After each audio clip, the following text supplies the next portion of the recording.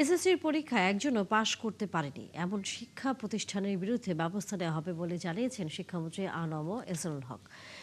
এমপিওর সকল সুযোগ সুবিধা নিয়ে পাশের সংখ্যা শূন্য হবে তা হতে পারে না বলে মন্তব্য করেছেন তিনি।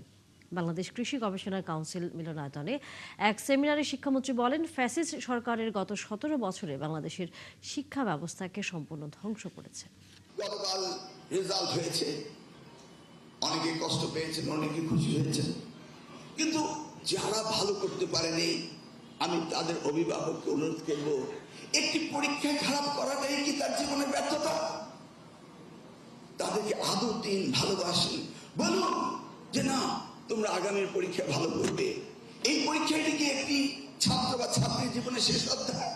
নিশ্চয়ই না। আমরা অভিভাবকরা যদি জিপিএ প্লাস না পাই, তাহলে আমরা মনে করি আমাদের সন্তানদের ভবিষ্যৎ শেষ। এটা কি বাস্তব কথা? এটা কি হতে পারে?